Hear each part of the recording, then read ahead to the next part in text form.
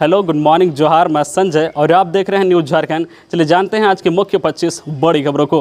पहली बड़ी खबर की बात करें तो 4 जुलाई को धनबाद जाएंगे मुख्यमंत्री हेमंत सोरेन, बांटेंगे लाखों की परिसंपत्ति। मुख्यमंत्री हेमंत सोरेन 4 जुलाई यानी सोमवार को धनबाद के दौरे पर रहेंगे। इस दौरान वे क्षेत्र की जनता को संबोधित करने के साथ लाखों की परिसंपत्ति भी बांटेंगे। मुख्यमंत्री सचिवालय से मिली जानकारी के मुताबिक इसकी तैयारी पूरी कर ली गई है। परिसंपत्ति वितरण के अलावा मुख्यमंत्री कई लाभुकों को नियुक्ति पत्र भी सौंपेंगे। प्रधानमंत्री आवास योजना के लाभुकों के अलावा स्वयं सहायता समूह और महिला समूह को आर्थिक मदद देने का कार्य करेंगे। इसके अलावा मुख्यमंत्री कई योजनाओं का शिलान्यास और उद्घाटन भी करेंगे। बता दें कि मुख्यमंत्री के परमंडलीय दौरे पर आयोजित कार्यक्रम में लाखों की परिसंपत्तियों का वितरण किया जा रहा है। सभी कार्यक्रम में मुख्यमंत्री अधिकारियों को सख्त निर्देश दे रहे हैं कि कोई भी जरूरतमंद परिवार सरकार के विकास और कल्याणकारी योजनाओं से वंचित न हो, इसका ख्याल रखे। अगली बड़ी खबर की बात करें तो झमाझम बारिश ने बदला झारखंड का मौसम। जाने 5 जुलाई तक का अपडेट। झारखंड की राजधानी रांची सहित पूरे झारखंड में एक बार फिर मौसम बदला बदला नजर आ रहा है। रांची समेत अन्य जिलों में शुक्रवार और शनिवार को बारिश हुई है। आज रविवार को भी दिन भर बादल छाए रहने का अनुमान है। मौसम विभाग के अनुसार 5 जुलाई तक झारखंड के अधिकांश जिलों में बारिश का पूर्वानुमान है। आज 3 और 4 जुलाई को राज्य के सभी स्थानों में हल्के एवं मध्यम दर्जे की वर्षा होने की संभावना है। आईएमडी रांची के अनुसार 5 जुलाई को राज्य के कई स्थानों में हल्के एवं मध्यम दर्जे की बारिश की प्रबल संभावना जताई गई है। वहीं 6 और 7 जुलाई को राज्य के कई स्थानों पर हल्के एवं मध्यम दर्जे की बारिश होने की संभावना है। इस दौरान गरज के साथ वज्रपात होने की संभावना है। इससे न्यूनतम तापमान में बढ़ोतरी होगी। मौसम विभाग के अनुसार रांची, गुमला, खूंटी, रामगढ़, पाकुड़, बोकारो, हजारीबाग जिले के कुछ भागों में वज्रपात के साथ वर्षा होने की संभावना है। इसके अलावा अन्य जिलों में भी बारिश की संभावना है। साथ ही जिले के कुछ स्थानों पर तेज हवा भी देखी जा सकती है। अगली बड़ी खबर की बात करें तो जेपीएससी के चयनित प्रतिभागियों को सीएम हेमंत सोरेन 8 जुलाई को बांटेंगे नियुक्ति पत्र। 7वीं से 10वीं जेपीएससी के चयनित प्रतिभागियों को मुख्यमंत्री हेमंत सोरेन आगामी 8 जुलाई को नियुक्ति पत्र सौंपेंगे। राज्य सरकार द्वारा कार्यक्रम का आयोजन कर 252 सफल प्रतिभागियों को नियुक्ति पत्र दिया जाएगा। नवचयनित अधिकारियों की संख्या अधिक होने की वजह से प्रोजेक्ट भवन की जगह अन्यत्र समारोह का आयोजन किया जाएगा। अगली बड़ी खबर की बात करें तो गुमला में लाखों रुपए की नकली खाद बरामद।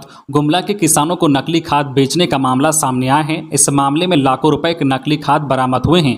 नकली खाद बेचने के आरोप में एक दुकानदार को हिरासत में लिया गया है। एसडीओ रवि आनंद, थानेदार मनोज कुमार सहित कृषि विभाग की टीम के नेतृत्व में छापेमारी की गई। इस दौरान गोदाम और दुकान में भारी मात्रा में नकली खाद बरामद हुआ है।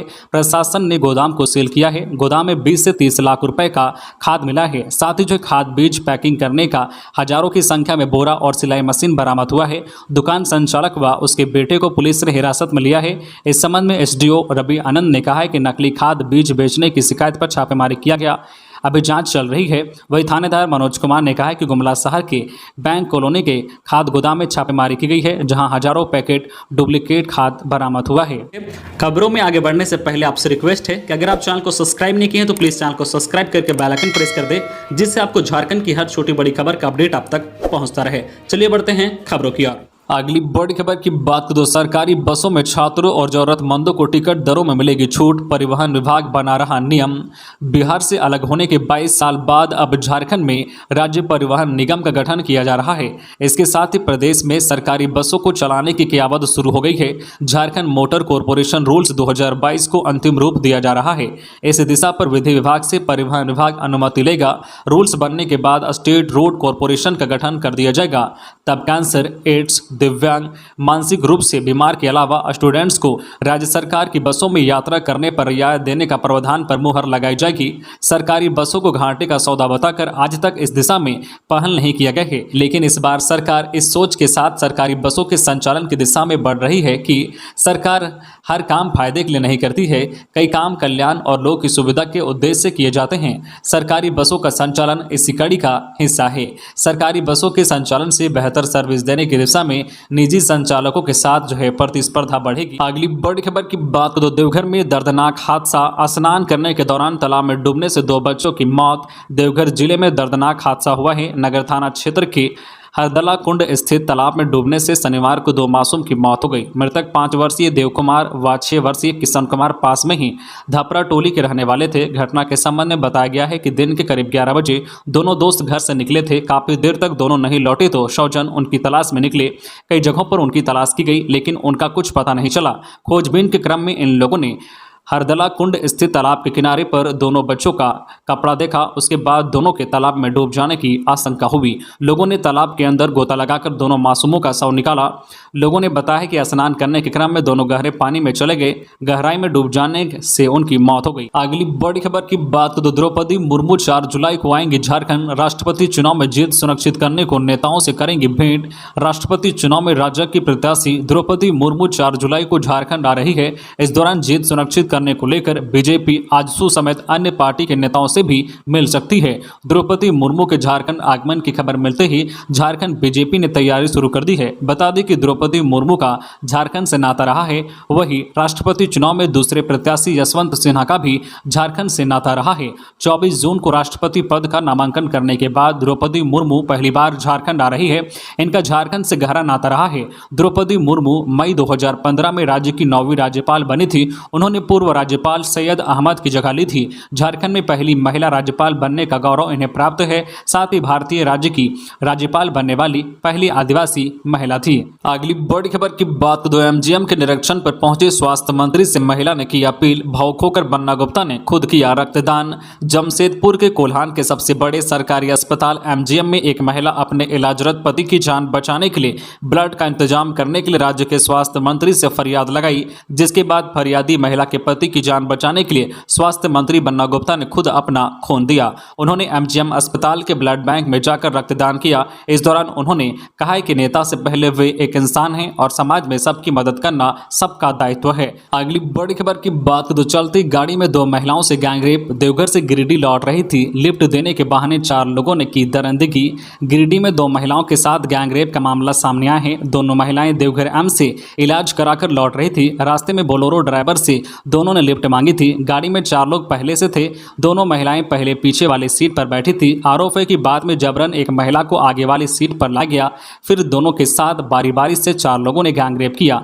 गिरिडीह के बेंगाबाद थाने की पुलिस मामले की जांच कर रही है। थाना प्रभारी प्रदीप कुमार ने बताया है कि दोनों महिलाओं के बयान के आधार पर जांच की जा रही है। मामले के बारे में पुख्ता जांच के बाद ही स्थिति स्पष्ट होगी। घटना बेंगाबाद थाना इलाके के बदवारा गांव की बताई जा रही है। गैंगरेप की शिकार एक महिला के पास एक आरोपी की फोटो होने की बात कही जा रही है, इसलिए पुलिस हर एंगल से मामले की जांच कर रही है। जानकारी के अनुसार दोनों महिलाएं गिरिडीह के गांवा और बिरनी इलाके के रहने वाली है। अगली बड़ी खबर की बात तो 5 जुलाई को झारखंड की नई सोलर नीति लॉन्च करेंगे सीएम हेमंत सोरेन। 80% तक मिलेगी सब्सिडी। मुख्यमंत्री हेमंत सोरेन 5 जुलाई को राज्य की नई सोलर नीति लॉन्च करेंगे। इस नीति के तहत राज्य में 2027 तक निजी और सार्वजनिक क्षेत्र की भागीदारी से 4000 मेगावाट सौर ऊर्जा उत्पादन का लक्ष्य रखा गया है। निवेशकों को आकर्षित करने के लिए कई प्रावधान किए गए हैं। झारखंड में बंजर भूमि की उपलब्धता और वर्ष में 300 दिन धूप खिलने के कारण सौर ऊर्जा के क्षेत्र में अधिक संभावनाएं हैं। 3 लाख वार्षिक आय वाले लोगों को अपने घर में 3 किलोवाट तक का सोलर प्लांट लगाने पर 60% सब्सिडी दी जाएगी, जबकि 3 से 10 किलोवाट का सोलर प्लांट लगाने पर 80% सब्सिडी का प्रावधान किया गया है। दूसरी ओर आजीविका परियोजनाओं के लिए 3 किलोवाट तक का सोलर संयंत्र लगाने पर 60% सब्सिडी का प्रावधान किया गया है। 3 से 10 किलोवाट की स्थिति में अनुदान 40% दिया जाएगा। अगली बड़ी खबर की बात तो विधायक ने समस्याओं से सीएम को रूबरू करवाया। सिमडेगा विधायक भूषण बाड़ा शनिवार को सूबे के सीएम हेमंत सोरेन से मुलाकात कर जिले की समस्याओं को दूर करने एवं जिले का विकास के मुद्दे पर चर्चा की। विधायक ने सीएम को बताया कि कृषि आधारित सिमडेगा जिले में बारिश नहीं होने से कृषि कार्य पिछड़ रहा है। उन्होंने सीएम से स्थिति से निपटने के लिए पहल शुरू करने की मांग की। विधायक ने सीएम को बताया कि जिले में बारिश शुरू होते ही सर्पदंश का मामला बढ़ जाता है। पिछले 1.5 वर्ष के अंतराल में लगभग 1.5 दर्जन लोगों की मौत सर्पदंश के कारण हो चुकी है। जिले वासियों को सर्पदंश से बचाने को लेकर ठोस पहल करने एवं मृतक ग्रामीणों के परिजनों के बीच तत्काल मुआवजे राशि का वितरण कराने की मांग की है। इसके अलावा विधायक मानव तस्करी के रूप में विशेष पहचान बनाने वाले जिले में मानव तस्करी पर अंकुश लगाने की मांग की है। अगली बड़ी खबर की बात तो झारखंड में सर्पदंश के 1 माह के आंकड़े हैं डराने वाले। बद इंतजामी और इलाज में देरी से हो रही मौत। झारखंड में मानसून की बारिश और उमस भरी गर्मी शुरू होते ही सर्पदंश की घटनाएं अचानक बढ़ गई है। अकेले रांची स्थित रिम्स में पिछले 10 दिनों में ही 100 से अधिक सर्पदंश के मरीज पहुंचे हैं। राज्य भर से केवल जून माह में सर्पदंश से 3 दर्जन से अधिक लोगों की मौत की खबरें सामने आई है। मौत के आंकड़े वैसे मरीजों के हैं जो अस्पताल तक पहुंचे हैं। कई मरीज ऐसे भी हैं जो अस्पताल तक पहुंच ही नहीं पाए और उनकी मौत हो गई। राज्य भर में मीडिया की टीम ने 24 जिलों के 75 पीएचसी पर सर्पदंश से इलाज के इंतजाम का जायजा लिया। कई जो पीएचसी पर एंटी वेनम इंजेक्शन नहीं मिले, जहां एंटी स्नैक वेनम इंजेक्शन थे वहां इलाज के पर्याप्त संसाधन नहीं थे। लिहाजा इन जो है पीएचसी के स्वास्थ्यकर्मी अमूमन सर्पदंश के मरीजों को सदर अस्पताल या बड़े अस्पतालों में रेफर कर देते हैं। यह बता दें कि सर्पदंश की अधिकतर घटनाएं रात में या फिर अहल सुबह होती है। उस वक्त अधिकतर जो है पीएचसी और सीएचसी बंद होते हैं। अगर खुले भी रहते हैं तो स्वास्थ्यकर्मी या चिकित्सक उपलब्ध नहीं होते हैं। लिहाजा समय पर इलाज नहीं मिलने के कारण अक्सर मरीजों की मौत रास्ते में ही हो जाती है। इसके अलावा सांप काटने के बाद गाँव में लोग मरीज को अस्पताल पहुंचाने की बजाय झाड़ फूंक कराने लगते हैं। इससे इलाज में देरी होती है और मरीज की जान चली जाती है। अगली बड़ी खबर की बात करें तो कोर्ट परिसर पहुंचे डीआईजी, सुरक्षा व्यवस्था का लिया जायजा। संथाल परगना प्रक्षेत्र के डीआईजी सुदर्शन प्रसाद मंडल शनिवार को जामताड़ा व्यवहार न्यायालय परिसर में सुरक्षा व्यवस्था का जायजा लिया। डीआईजी के साथ जो है एसपी मनोज वर्गियारी व प्रधान जिला एवं सत्र न्यायाधीश रंजीत कुमार भी थे। डीआईजी कोर्ट परिसर एवं जिला अधिवक्ता संघ के मुख्य द्वार पर तैनात पुलिसकर्मियों से बातचीत की। डीआईजी ने मेटल डिटेक्टर की खुद जांच की। जांच में इसे सही पाया गया। उन्होंने पुलिसकर्मियों को कोर्ट आने वाले सभी लोगों की मेटल डिटेक्टर से जांच करने का निर्देश दिया है। कहा है कि ड्यूटी में कोताही बरतने वाले पुलिस अधिकारियों और कर्मियों पर सख्त कार्रवाई होगी। अगली बड़ी खबर की बात तो 447 करोड़ से हबीबगंज की तर्ज पर अपग्रेड होगा रांची रेलवे स्टेशन। मोदी कर सकते हैं 12 को शिलान्यास। रांची रेलवे स्टेशन को भोपाल के हबीबगंज की तर्ज पर एक मॉडल स्टेशन के रूप में डेवलप किया जाएगा। भारतीय रेलवे इसको लेकर स्टेशन का मॉडल भी तैयार करवा लिया है, जिस पर 447 करोड़ रुपए खर्च किए जाएंगे। सूत्रों का कहना है कि आगामी 12 जुलाई को प्रधानमंत्री नरेंद्र मोदी रांची रेलवे स्टेशन के रीडेवलपमेंट प्रोजेक्ट का ऑनलाइन शिलान्यास रख सकते हैं। इस प्रोजेक्ट का काम जो है major upgradation of Ranchi station दिया गया है। यह प्रोजेक्ट एपीसी यानी इंजीनियरिंग प्रियोरमेंट ऑफ कंस्ट्रक्शन के तहत होगा। इसे 2.5 साल में पूरा करने का लक्ष्य रखा गया है। स्टेशन के दोनों तरफ 3 मंजिला बिल्डिंग होगा। लिफ्ट की सुविधा होगी। एक बार में 7,000 यात्री वेटिंग एरिया में ठहर सकते हैं। दोनों बिल्डिंग से एक दूसरे से कनेक्ट रहेगा। एयरपोर्ट की तर्ज पर रेस्टोरेंट और एयर कंडीशन रिटायरिंग रूम की भी सुविधा होगी। अगली बड़ी खबर की बात करें तो देवघर से दिल्ली के लिए अब हर दिन होगी डायरेक्ट फ्लाइट। जाने पूरा टाइम टेबल। देवघर से दिल्ली के लिए अब डायरेक्ट फ्लाइट चलेगी। 25 जुलाई से इसकी शुरुआत हो जाएगी। गोड्डा सांसद निशिकांत दुबे ने इंडिगो के एमडी राहुल भाटिया से फोन पर बात की। उन्होंने कहा है कि देवघर से दिल्ली तक सीधी विमान सेवा होने से यात्रियों का फ्लो बढ़ेगा। आपको बता दें कि शुरुआत में इंडिगो के एमडी ने सप्ताह में दिल्ली के लिए 2 दिन ही विमान सेवा देने की तैयारी की, लेकिन गोड्डा सांसद निशिकांत दुबे के सुझाव के बाद प्रतिदिन एक फ्लाइट देने पर सहमति जताई। दिल्ली जाने के लिए टिकट बुकिंग 1 सप्ताह बाद शुरू हो जाएगी।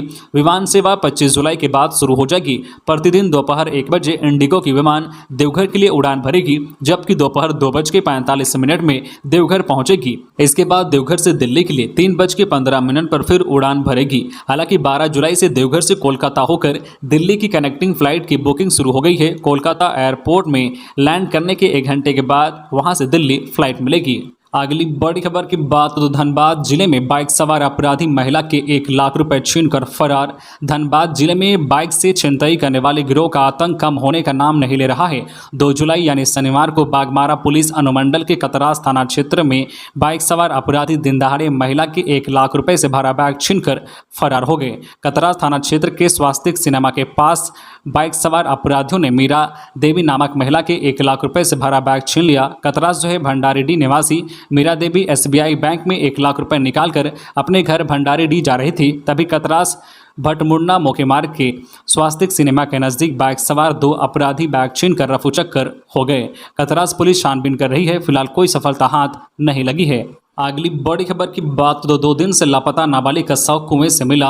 हजारीबाग जिला के बरकट्ठा प्रखंड क्षेत्र स्थित बरवा गांव से 2 दिन पूर्व लापता युवक का शव गंगपाचो गांव में स्थित एक कुएं से बरामद हुआ है। हत्या का कारण प्रेम प्रसंग से बताया जा रहा है। जानकारी के अनुसार बरवा गांव निवासी संजय कुमार शर्मा 17 वर्षीय पिता रीतलाल ठाकुर गुरुवार 30 जुलाई की रात से लापता था, जिसकी शव शनिवार की सुबह गंगपाचो गांव के नायक टोला स्थित एक कुएं में देखा गया है। कुएं में शव को देख ग्रामीणों ने इसकी सूचना बरकट्ठा थाना पुलिस को दी गई। इस संबंध में थाना प्रभारी विक्रम कुमार ने बताया कि शव को देखने से ऐसा प्रतीत होता है कि उसकी हत्या कर शव को कुएं में डाल दिया गया है। पुलिस ने शव को जब्त कर पोस्टमार्टम के लिए हजारीबाग भेज दिया। वहीं मृतक के परिजनों ने हत्या की आशंका जताई है। इधर पुलिस ने कुछ लोगों को हिरासत में लेकर पूछताछ कर रही है।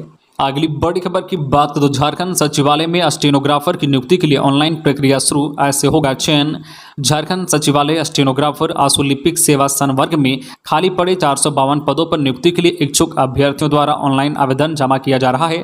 अभ्यर्थी 27 जुलाई की मध्यरात्रि तक ऑनलाइन आवेदन जमा कर सकेंगे। 30 जुलाई की मध्यरात्रि तक परीक्षा शुल्क का भुगतान किया जा सकेगा। फोटो व हस्ताक्षर अपलोड कर समर्पित ऑनलाइन आवेदन का प्रिंट आउट लेने के लिए 2 अगस्त तक लिंक उपलब्ध रहेगा। विज्ञापन के अनुसार निर्धारित योग्यता के अतिरिक्त अभ्यर्थियों को झारखंड के मान्यता प्राप्त शैक्षणिक संस्थान से मैट्रिक व इंटर उत्तीर्ण होना अनिवार्य है तथा अभ्यर्थियों को स्थानीय रीति रिवाज, भाषा व परिवेश की जानकारी होना अनिवार्य होगा। लेकिन झारखंड राज्य की आरक्षण नीति से आच्छादित अभ्यर्थियों के मामले में झारखंड के मान्यता प्राप्त शैक्षणिक संस्थान से मैट्रिक व इंटर उत्तीर्ण होना संबंधित प्रावधान शिथिल रहेगा। झारखंड सचिवालय आशुलिपिक सेवा संवर्ग आशुलिपिक कोटे में नियुक्ति के लिए 2 चरण में परीक्षा होगी। ओमार सीट आधारित परीक्षा ली जाएगी। प्रथम चरण में कौशल जांच परीक्षा तथा दूसरे चरण में लिखित परीक्षा होगी। अगली बड़ी खबर की बात तो रांची संत जेवियर्स कॉलेज के स्टूडेंट सिक्किम हादसे के बाद सुरक्षित घर लौटे, अभिभावकों ने लगाए गले। सिक्किम में गत 28 जून को हुए बस दुर्घटना में बाल बचे संत जेवियर्स कॉलेज के बीएड फाइनल ईयर के स्टूडेंट शनिवार को सकुशल रांची लौटे। जब उनकी बस संत जेवियर्स कॉलेज परिसर पहुंची, यहां विद्यार्थियों के अभिभावक भी मौजूद थे। जैसे ही विद्यार्थी बस से उतरे, अभिभावकों ने उन्हें गले लगाया और उनकी सकुशल वापसी के लिए ईश्वर को धन्यवाद दिया। शनिवार को शैक्षणिक टूर में गए कुछ स्टूडेंट्सों को छोड़कर बाकी स्टूडेंट कॉलेज लौट चुके हैं। अभी भी 8 छात्र हॉस्पिटल में ही इलाज करा रहे हैं। इनमें 2 अब भी पूरी तरह से स्वस्थ नहीं हुए हैं, इसलिए उन्हें अस्पताल से डिस्चार्ज नहीं किया गया है। हालांकि कहा जा रहा है कि जल्द ही उन्हें भी अस्पताल से छुट्टी मिल जाएगी। अगली बड़ी खबर की बात तो नए रंग में नजर आएंगे झारखंड के सरकारी स्कूल के बच्चे। पोशाक राशि का किया जा रहा आवंटन। झारखंड के करीब 35,000 सरकारी स्कूलों के भवन को हरे और सफेद रंग से दोबारा रंगा जा रहा है। वहीं इन विद्यालयों में पढ़ने वाले 42 लाख विद्यार्थियों के लिए इसी सत्र से नए रंग की पोशाक भी दी जा रही है। इसे लेकर बच्चों को पोशाक राशि का आवंटन किया जा रहा है। झारखंड सरकार द्वारा सरकारी स्कूलों में रंग बदले जाने से विपक्ष की ओर से कई सवाल भी उठाए जा रहे हैं। हालांकि शिक्षा मंत्री का लगातार विपक्ष को इस मामले पर जवाब भी दिया जा रहा है। सरकारी स्कूलों में पढ़ने वाले विद्यार्थियों के मन में ताजगी लाने के लिए शिक्षा मंत्री ने यह फैसला लिया है। स्कूल भवनों के रंग में बदलाव के साथ साथ विद्यार्थियों की पोशाक में बदलाव कर दिया गया है। नए सत्र में तमाम स्कूलों में विद्यार्थी नए पोशाक में ही पहुंचेंगे। झारखंड के सरकारी स्कूलों में कक्षा 6 से 12वीं तक के छात्रों का पैंट हरा और सफेद होगा। एक शर्ट हरा रंग का भी दिया जाएगा। वही छात्राओं की सलवार हरा और सूट सफेद होगा और हरे रंग का दुपट्टा होगा। तो ये थी आज की झारखंड के टॉप बड़ी खबरें। इसी तरह झारखंड की हर छोटी बड़ी खबर देखने के लिए आप हमारे चैनल न्यूज झारखंड चैनल को सब्सक्राइब करके बेल आइकन प्रेस कर दीजिए, जिससे आपको झारखंड की हर छोटी बड़ी खबर का अपडेट आप तक पहुंचता रहे। तो आज के लिए बस इतना ही। हमें दीजिए इजाजत, फिर मिलते हैं नेक्स्ट न्यूज में।